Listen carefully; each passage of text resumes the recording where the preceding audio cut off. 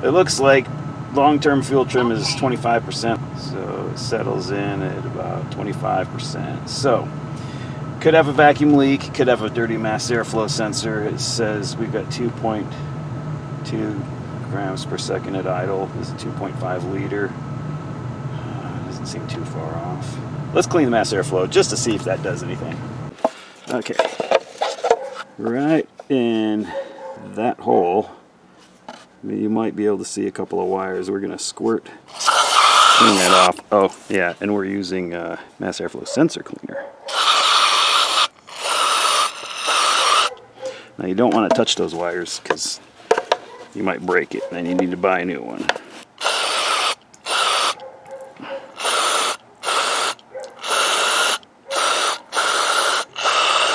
We'll see if that does anything.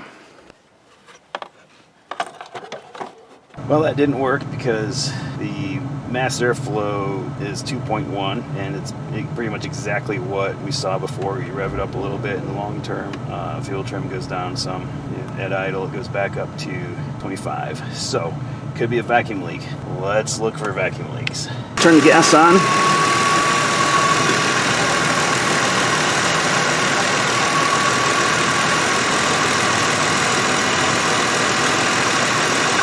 That's so hard to tell. Once the idle changes, the engine compensates. I can't remember which way these things go to get the connector out. Let's try this one. Okay, we'll push down on the ring, and then we'll lift up on this. The old mechanic stethoscope. All right, let's see if I can hear anything doing this.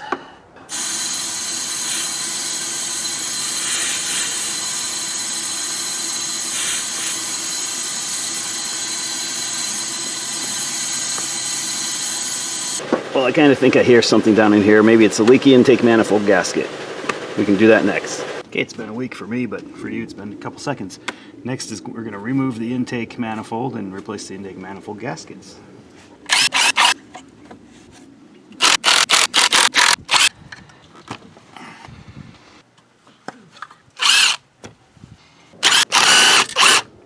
Uh-oh.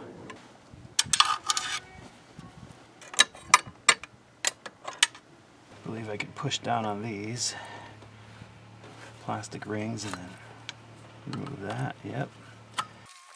That one's being a little more difficult.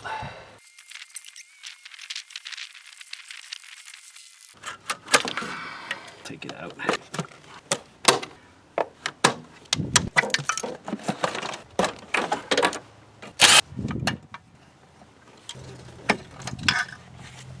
Got the ring off. Set that off of there.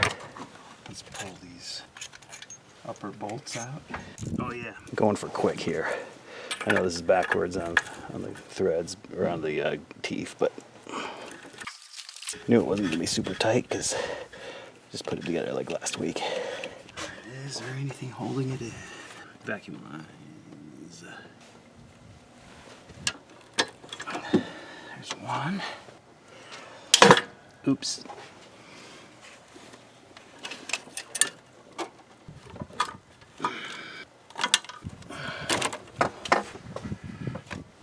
Alright, the ignition coil's in the way, so it's going to come off.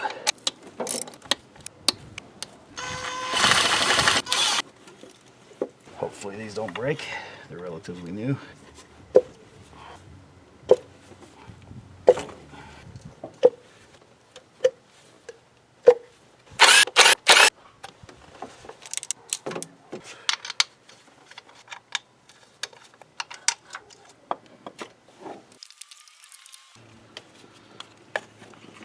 Let's work on this rear valve cover. There's some nuts holding down this wiring.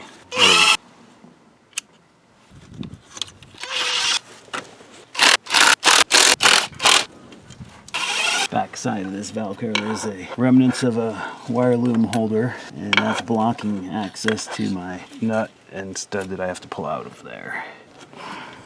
There it is. Well, there goes that plastic piece.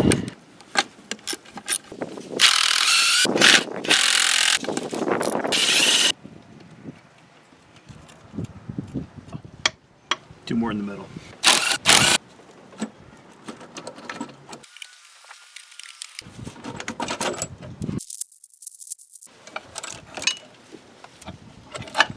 Okay, overall, underneath the valve cover doesn't look bad. I'll clean up these mating surfaces, and then we'll clean up the other side, put the new gasket in. A little bit RTV right where the cover meets the head on both sides. All right, let's replace these rubber grommets.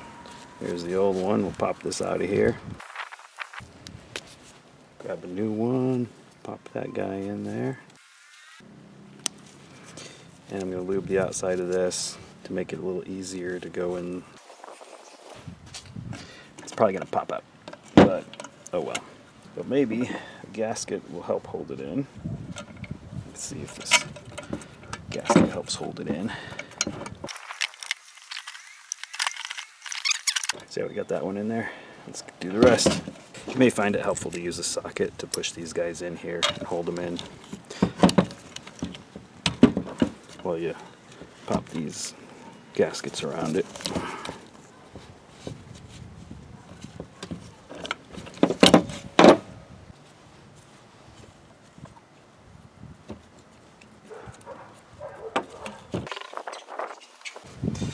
We'll put a little bit of RTV at this joint right here. And a little bit on the other side too. Just don't cross thread the cap and don't over tighten it, or else the RTV will dry out on you. Let's see if I can get this in there without making anything fall out.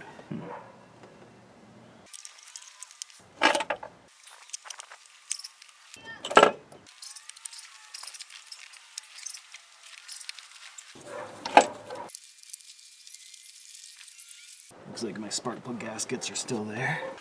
Our plug tube, this is still lined up. Gasket's still in place. Let's get all these started. I'm not going further than just contact until everything is in, started, and all lined up. I gotta make sure that there are no wires or vacuum hoses pinched around the perimeter of this thing. Alright, looks good. I'll tighten everything down finger tight, starting in the center and crisscrossing my way out.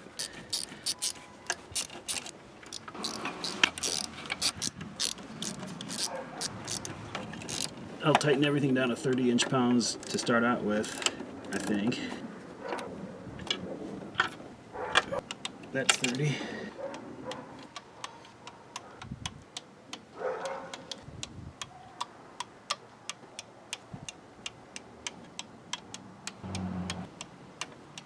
I was looking up specs on a 2.5 valve cover and it looks like they said 89. They don't need to be 89. I'm only doing 50. This is a 6mm bolt, so that's all it needs, really.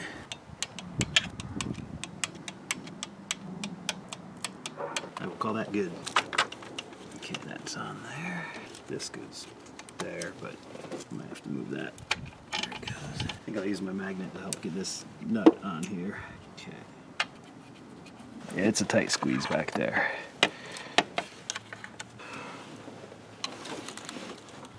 Oops, that's not on it. Oh no. Is my magnet within reach? No, it's over there on the table. Gross.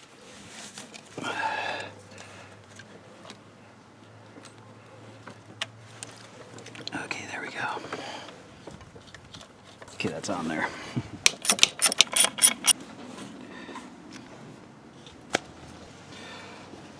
Careful doing that trick, you might lose an 8mm socket down in the back of the engine. I almost forgot this ground wire. So I tell my wife, hey, do you want to watch this video I made for YouTube? She's like, oh, if I have to. And she tells me later, hey, I found this guy on YouTube that does yard work. Interesting. Okay, not for me. All right, how hard is it to get this intake manifold off and do the bottom gasket? Maybe we'll find out. Okay, cool.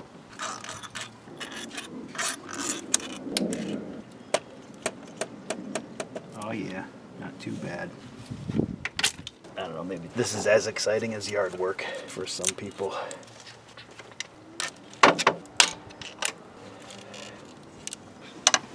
That's the button. The magic release button. Okay.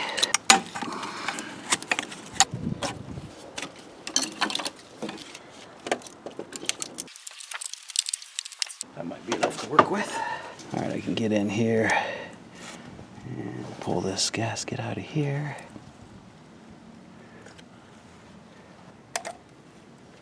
That's clean. Next we'll clean the top and bottom sides of this lower intake manifold. Well, there's the bottom side of the lower intake, and you'll notice there's a fuel injector on only one of the pair of intake valves for each cylinder. And coincidentally, not coincidence, but the valve under the fuel injector is clean, and the one under the where there's no fuel injector is carboned or dirty. This valve is under the fuel injector. That valve is not under a fuel injector. Nasty. Alright, they got these little alignment pins on the gaskets. Push that into there.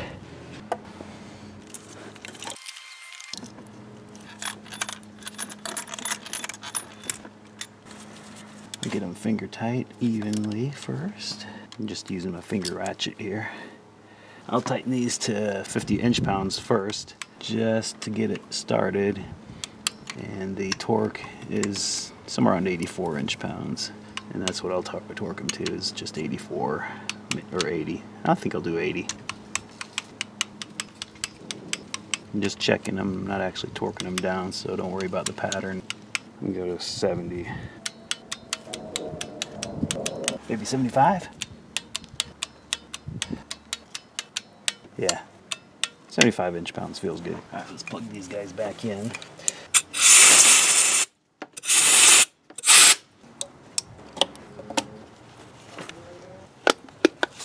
I need to do this other valve cover while I don't have enough time. If I don't do it when I don't have time now, when am I going to do it when I don't have time later?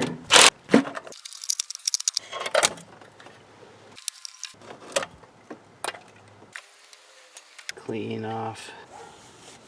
Alright, I got the surface cleaned up on both sides. The new gasket is mounted in, and someone has a train horn.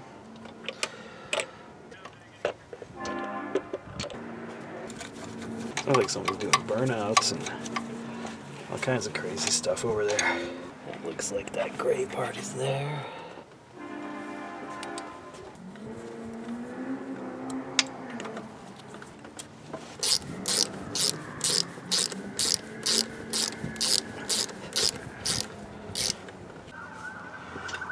And now they got the sirens going on. They're gonna put the stop to somebody's fun.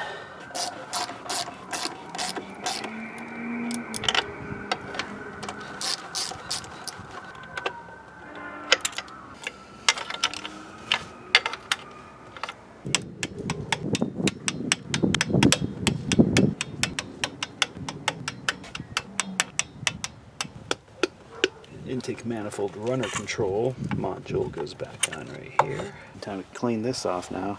I can smell the tire roasting all the way over here. Well, I just spent about 15 minutes looking for this. It was just kind of sitting down in here, and I'm like, was just blind to it because, I mean, hey, there's hoses all over, but found it. But I thought I wasn't going to find it, so I grabbed this off my spare engine. It was just sitting in the driveway, so I can put that one back. Well, when I set this down, I knew I'd run into something like this, so whoops, I accidentally touched that to the positive. Woo. Yeah, I set it on top of this hose, so we got to move this somehow. This guy goes over here on top.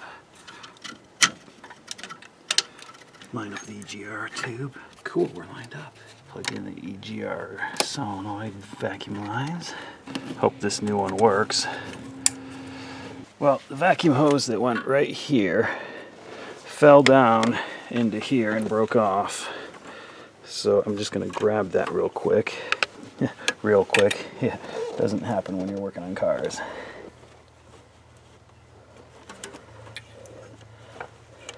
So somehow I broke that plastic thing, but a little bit of vacuum tube around that, going down to the other end of it over there, way down in there. Should be a fairly easy fix. Found this 4mm vacuum line. I'll cut off 1.5 inches of it. I know you're cringing. Inconsistent units. Perfect. I'll put the rest of that in there. And I just had to move the upper manifold out of the way a little bit so I could reach down in here and get this hose on here somehow. Oh, I dropped it. Ignition coil had to move too. Alright, gloves coming off. Just not enough room with all these hoses and stuff. His idea was it to put engines in sideways anyway. Alright, it's barely in enough. I think that'll hold for now. PCV hose. Oh, this is the one that came out. And it went something like that. Okay. Okay, maybe behind all this stuff. Yeah, something like that. That seems reasonable. If not, I'm pulling it apart.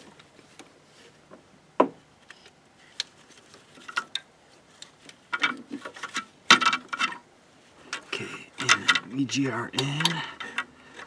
And then that'll line up that part. That hopefully lines the rest of this up. This goes on here. EGR solenoid wire. There it is. Way back in there.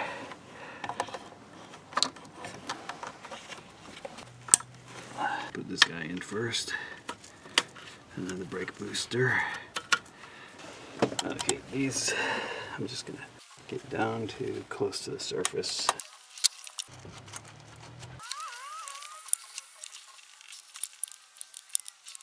Alright, I think I'll put these all down to like 30 inch-pounds and then 50 and see how that goes. Okay, now I'm going to go up to 50. 65 now. I think 80 inch-pounds should do it on this. I'll do 80. Feels pretty good for that size of a bolt. I bet the torque spec's probably like 96 or something like that. Alright, once more around, just double checking. Let's get this EGR tube tightened up.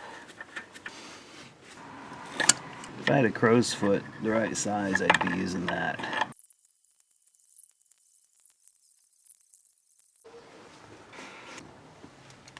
It's cold and I'm getting slow brain.